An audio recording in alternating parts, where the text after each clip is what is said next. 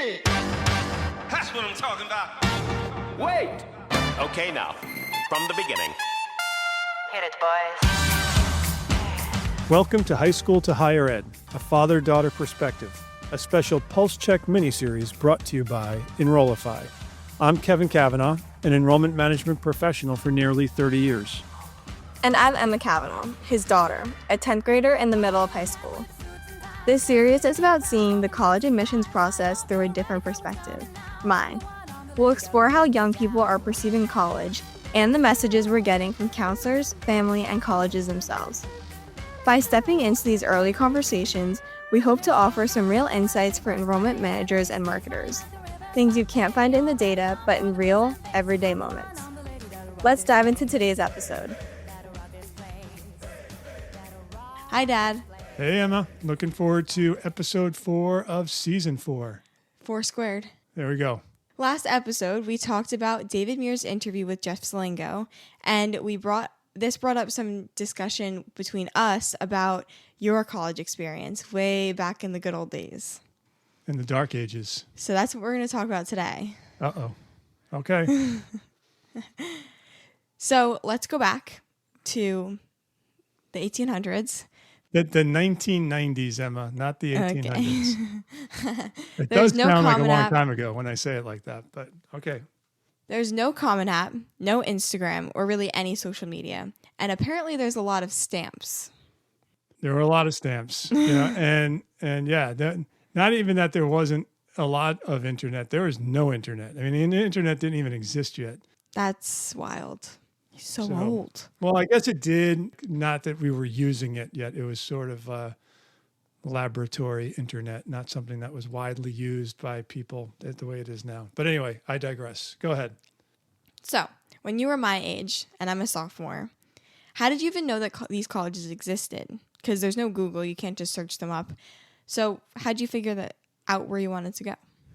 Word of mouth, recommendations from family members and teachers and guidance counselors. In high school, I think probably in sophomore year, the guidance staff pulled us together and we did one of these assessment tests, and it would tell us, what kind of career we should be focused on based on our I've done personality. those too. Right. So it was one of those, and I don't remember what it told definitely me. didn't say college admissions officer and podcaster. But It did not. You nailed it. It did not tell me I was going to work in admissions, financial aid, marketing, recruitment, college mergers, podcasting. It didn't tell me any of that. So I guess don't listen to those, I guess. I think it's good to do a self-assessment and give you some direction, but life is funny and you never know where you're going to wind up. So whatever you think you're want to do when you're in 10th grade with your life might turn out very, very different. That doesn't mean it's going to turn out badly. It just means that, life throws you some things and you learn as you go and you change. But anyway, they did a little bit of that in sophomore year, but we really didn't dive into the college search stuff until junior year.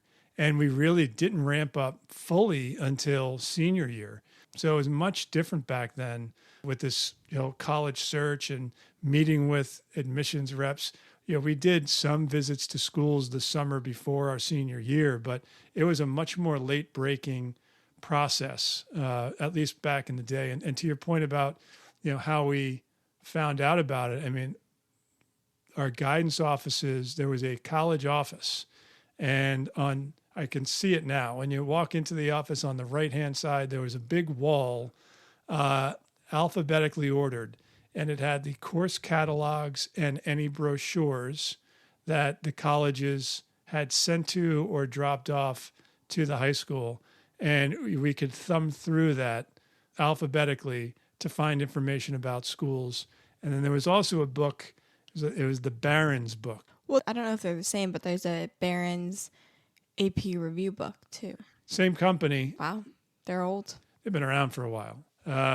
But it was this big book. You just don't want to admit that you're old. I admit that I'm old. I understand that. But it was this big book with this very thin paper. And there's no pictures in it. It was organized by state. And each school was listed alphabetically. It was a lot of small print. So they packed a lot of information into the small book. And it was simply like the school's name in bold, what its address was, what its phone number was, a little, overview paragraph, and then all of the majors and different things like application deadlines and things like that. And then in bold as well, it was something along the lines of schools would be ranked as highly competitive, very competitive, competitive, or not competitive, or something along those lines. That was the best barometer you had about how difficult it was to get into the school. And that was it. The only other thing I remember from back then was there was one computer in the guidance office. Again, this is early, this is probably, I was in 10th grade in 1990. So this is really going back. One computer for all of us to use. And there was this computer program that would ask you a lot of questions about, I shouldn't say a lot. It would ask you questions about, do you want a big school, small school? Do you want a rural school, suburban school, or urban school? Like all these very basic questions. And you'd enter your information and you'd wait because the computer was like cranking and cranking and cranking. And then it would spit out into the computer. And again, anybody that's my age listening to this, the printer would print up a list of schools on this green and white striped paper with the perforated edges that had the holes in it for the printer to be able to feed the paper into it. And it would make the printer would be really loud using a ribbon to print. And it would print out all these schools in this dot matrix kind of print. And then you'd rip it off. And that was like your college list, to start off with at least. So, again, pretty archaic when I think about what kids have these days, but that was kind of how we searched for colleges back then. And there's also no social media. So did you just have to visit the colleges to see what they look like or if they felt right for you? Or did you have a catalog with a photo? Yeah, I mean, like I said, the bookshelf had had course catalogs, which don't really have pictures, but then brochures if the schools sent brochures. So we'd have those. And really the only other way to really get a feel for the school, you're right, there was no YouTube. I guess some schools would send VHS tapes to the guidance office. That's ridiculous. For VCRs, and you could sit there and watch it. VCRs? Yeah, VCR. It was what we used to watch movies on. Like you'd have to go to the video store, get a VHS tape, put it in the VCR, and it would play on your TV. So that was YouTube for us. And so if a school dropped off a video like that, we could watch the video in the guidance office. But yeah, the only other way to really get a feel for the school was to actually go visit, and open house, tour, that kind of thing, or just word of mouth from friends and cousins and stuff like that. So limited to compared to what you have now. Okay, so tell me about your application process. And did you have a dream school? How'd you make your decision? I didn't have a dream school initially. No, I didn't really know what I wanted to do, but kind of like you, I was a rower in high school. My school started a rowing program when I was a junior. So I got into that at junior year and fell in love with it. And there's so few schools with rowing programs, and I just kind of had a feeling I wanted to do that in college as well. So I first of all limited my search to schools that had rowing programs. Then I knew I wanted to be a history major, so I wanted history programs, which pretty much everybody had. And then the only other thing that was really driving my criteria was I went to a Catholic high school and I was kind of interested in going to a Catholic college. So that screened a bunch of schools out. And I probably didn't want to, I don't really remember, but I'm pretty sure I limited my search to like as far north as Boston and maybe down to Maryland and, anything in between on sort of the eastern seaboard. So I didn't really look too far from home. So Catholic school with rowing, had history as a major, those were kind of my criteria. And that was pretty much it. No dream school early on. Not at your age. I did not have a dream school at your age. The application? Oh, well, yeah, I was talking about VCRs a minute ago. Back then, all the applications were paper and there's no Common App either. So once you decided who you wanted to apply to, the first trick was getting an application itself. So your first stop was the guidance office, going back to that wall I talked about. So course catalog and brochures, and sometimes there would be a stack of 10 or 15 or 20 paper applications that the college rep dropped off or the school mailed. So if you were lucky to get enough to get one of those applications, you were set. Or you would sometimes get a copy of the application if there was a college fair and the reps used to hand out applications if you needed one. And then there were even instances in which we actually had to call the college's admissions office and ask them to mail us an application because we didn't have any other way. Yeah. So see? And so it was on paper, and it was frowned upon, not to say that I didn't do it, but it was frowned upon to write out in pen your applications. And so a lot of us used a typewriter to type A typewriter? Yeah. No, you're kidding. No, you're actually kidding. No, we had a typewriter in my house. You would have. No. Yeah. So like we'd have to You had a typewriter? Yeah. Yeah. No, I pretty thought much that was like everybody back then had a typewriter. I didn't really know how to use it particularly. 1800s. I didn't know how to use it particularly well, but yeah, you had to feed the darn application through the thing and not screw up and have a lot of whiteout and type out the application. That was one of those, you talk about demonstrated interest now. I think back then the schools ultimately that I really was interested in, I typed the application. The schools that were more targets or safeties, you just did with pen. But yeah, that's how we rolled back then with the applications. A typewriter. Yeah. That's like 1700 Shakespeare. Well, it was an electric typewriter. It wasn't just it wasn't a manual thing. We had to plug it into the wall. It was fancy. It hummed and really lit up. Yeah. Okay. What schools did you receive your thick envelopes from? Oh yeah, you've heard me talk about that, right? The thick envelope and the thin envelope.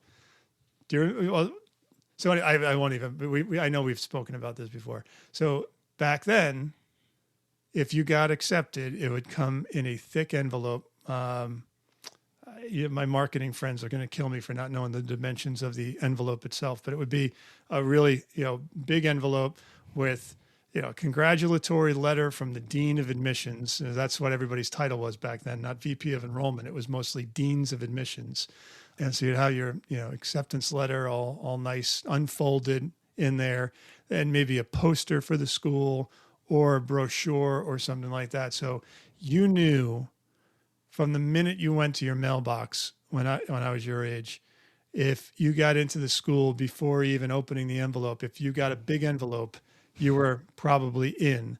But then if you got denied or rejected from that school, it would just be a standard, number 10 envelope that would just have a little letter in it from the Dean of Admissions. Something along the lines that we often all use still today is, thank you for your application. Unfortunately, the committee was not able to offer you admission.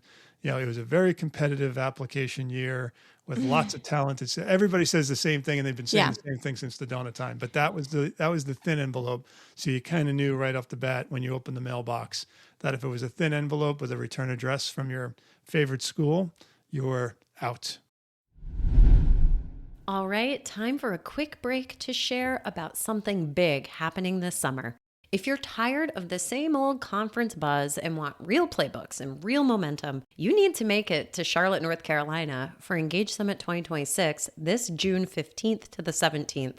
The Engage Summit is where you can take the next step toward building the agentic campus with strategies you can start implementing today, workshops that sharpen your skills, and a community dedicated to transforming how higher ed supports and serves students. Whether you lead enrollment, student success, marketing, or tech, this is where higher ed stops talking about AI and starts implementing it.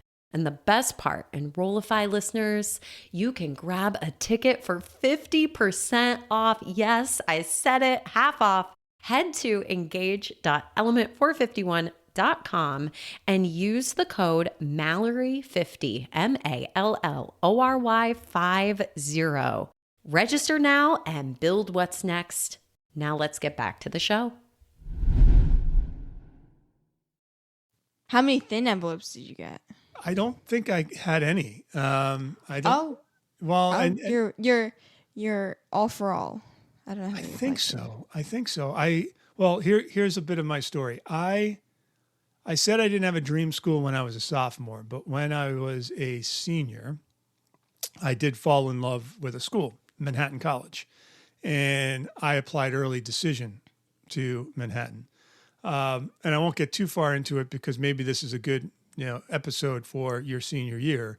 But I was pretty locked into Manhattan the entire time, and I might have applied to other schools, but I don't think I was that serious about them. And I'm trying to think. I probably did apply to a few other schools, but again, back then you applied for early decision on November 15th. You found out by or November 1st, you found out by December 1st. And because the application process was later for my generation, with application deadlines weren't until January 15th or something like that. A lot of kids would wait to see if they got into their early decision school. And if they didn't, then they'd apply to their other schools. Because back then there was some rolling admission, but there was really mostly set deadlines. So nobody really found out if they got into a school until February 1st back then. So it was just a different cadence. So yes, I probably did apply to other schools, but since I was an early decision kid, I don't really remember too much about the other schools, too much. We'll get into it in a few seasons, but I didn't get a lot of, I think I limited my reach schools and was really comfortable with my targets and really only wanted to go to my targets. But it should be mentioned that he did back out of his early decision agreement. Story for another day. Yes, you're going to get me blacklisted in the business, but yeah, we'll talk about that in your senior year as you're about to apply early decision. Yeah, stay tuned for senior year episodes about my bit of a debacle with early decision. But if anybody listens to this and then hears us talk about it in greater detail 2 years from now, I did ultimately go to the school that accepted me early decision. I just got some cold feet, got released from early decision, but then self-inflicted myself on that institution anyway. So it was really just more 17-year-old cold feet than anything else. Okay. But we'll get into that. But that is a story. That is a story for down the road. Okay. So you're an enrollment pro now. Not when you were 17, though. I don't know. I don't know how much of a pro, but yeah, go ahead. Okay. Take the compliment and run with it. Okay. You're an enrollment pro now. What was the biggest mistake you made when you weren't an enrollment pro and you were applying to college at 17?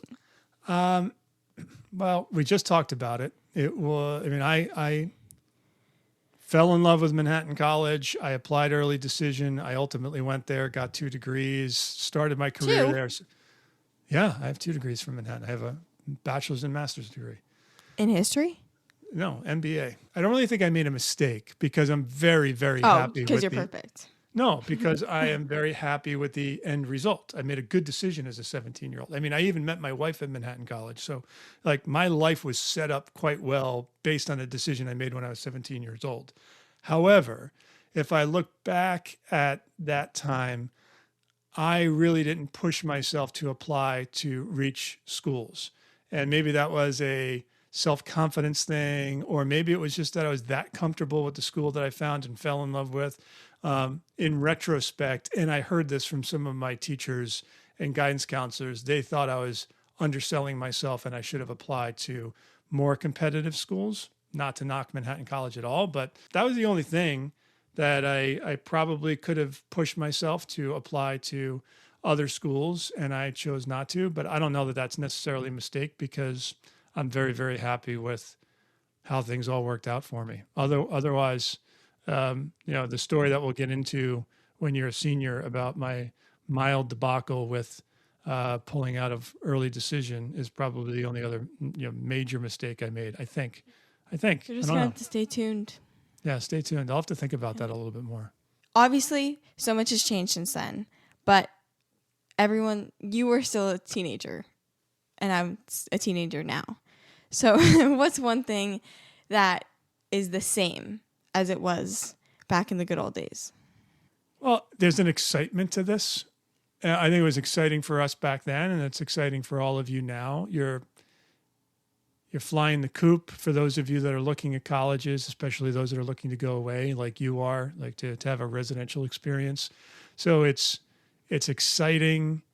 You're getting to explore what you want. Like you want a city, you want journalism and political science. You want to be in a big city, and every kid has a different sort of want. And you're getting a chance to express yourself and find a community that you'll fit into and really thrive. And that's exciting. And I think the excitement is still there for the individual students. Now, I think some of it has been ramped up and some additional anxiety these days, more so than it was back then. But overall, I think it's just a really exciting time in your life. And it was an exciting time in our lives too, back in the day. We're going to do a bit of a rapid fire. Ready? Yeah, sure. Okay.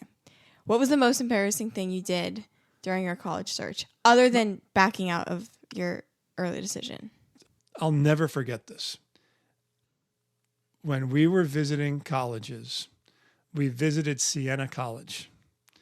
And my dear old dad, and for anybody that knows my dad, I jokingly, sometimes refer to him as Mr. Magoo. Lovely guy, but would do some goofy things sometimes, unintentionally. So we drive to Siena, which is in upstate New York, just outside of Albany. And we get there early for our tour and information session, or a tour and interview. There was a lot of interviewing with admissions offices back then. And he decided to drive around the campus just to kill time and just see what was going on. So I'm in the back seat. My mom's in the passenger front seat. So I have no responsibility for driving this car. I am just looking around with my head on a swivel, checking out this school to get a good feel for it. And I noticed that we were passing by students sort of on either side of the car, and they were looking at us with a bit of a stink eye. And I was like, oh, these aren't friendly people here. I don't know that I want to go to school here. So I'm looking at one side, then the other side. And when I got enough of these dirty looks from students, I looked straight ahead to where my dad was driving. And it was pretty damn clear that he was driving the Buick Regal on a pedestrian pathway in the middle of Siena's campus. And he had he's like, it's paved. Might as well drive the Buick Regal on it. So he was driving a car where there shouldn't be a car. I was completely mortified. When we finally, I don't know if he did a broken U-turn on the lawn to get back on the path and get back to a parking lot or road, or if he just popped it into reverse. I don't remember that part. But lo and behold, we eventually got to the admissions office, and I almost didn't get out of the car to go into the admissions office. Ultimately, I did. I interviewed with the admissions counselor. We took a tour, but I don't remember much of any of that. I think I was so Mortified. covered with embarrassment that Siena was pretty much knocked off my list at that point. I don't know if I ultimately applied. If I did, I was like, there's no way I'm going to go here. Because, again, silly 17-year-old, I assumed that everybody on that campus would remember the kid whose dad drove the Buick Regal through the middle of campus, and that I'd be made fun of the entire time I went to school there. So I was like, I cannot come to school here. So, Siena got scratched off the list. So, yes, to the folks at Siena University now, I apologize, but I couldn't do it, and I hope my dad didn't really screw up the lawn or the pathway. But that was by far my most embarrassing moment during my college search process. What did Grandma Betty do when she realized? I have no idea. I mean, she was probably screaming and yelling at him too. I don't know how she didn't pick up on it herself. Usually she's pretty good about being critical of my dad, but in that case, I don't know what I don't know. It's a mystery. Have you ever considered a school for their sports team? At the time, no. With the one caveat being that I was looking for my sport. But if you're talking about, did this school have a big time football team or big time basketball team? I like sports, but at that age, I wasn't interested in the sports culture of the school or the brand of the sports program as a decision making factor for myself. I was looking again at some of the Catholic schools that were all sort of mid-majors. Some of them were Division I, some of them were Division III. So they happened to have sports, but I wasn't picking schools based on the rah-rah factor. Interesting. Yeah. Okay. On a quick scale of 1 to 10, how much harder is my search process compared to yours? How much harder? I think in terms of like the amount of information you have, it's like a 2. There's so much information for you. We're getting inundated with emails. There's all kinds of mailers coming to our house. Your guidance office is doing a good job of exposing you to things having to do with the college process. You've got Naviance. You research schools on niche, but I think there's just so much information that it makes it easier for you because you didn't have to go to the guidance office to get the course catalog to see if they had the major you wanted or call the school to get them to send an application. So in that sense, it's easier for you, but there is a bit of, on the opposite end of the spectrum, so much information and so much marketing and a bit of an overload that it's hard to really get a feel for what's important, to you as a student. So I think, it's a double-edged sword. It's a lot of information, and sometimes that's good, and sometimes I think that's a bit too much. Okay. I think it is time to wrap up season 4 of High School to Higher Ed. That was fast. It went by fast. 4 episodes this time. Last season was only 3, but we got a plus 1 for everyone. A bonus episode this year. Thank you for tuning in to High School to Higher Ed, a father-daughter perspective. We will see you in the fall after I finish up with school, and we'll have a nice, relaxing summer, hopefully. And then, we'll see you when I'm a junior in high school. Yeah. That'll be a fun year. We'll be dropping some more episodes probably in October, and by then, Emma can brief us on her summer escapades, which I think she's got some things planned. And she'll be in the hot seat junior year. That's when things start to really start moving. Yes, I think it's time we make like a tree and get out of here. It's make like a tree and leave, you idiot. Bye, everybody. Bye. Love you, Emma.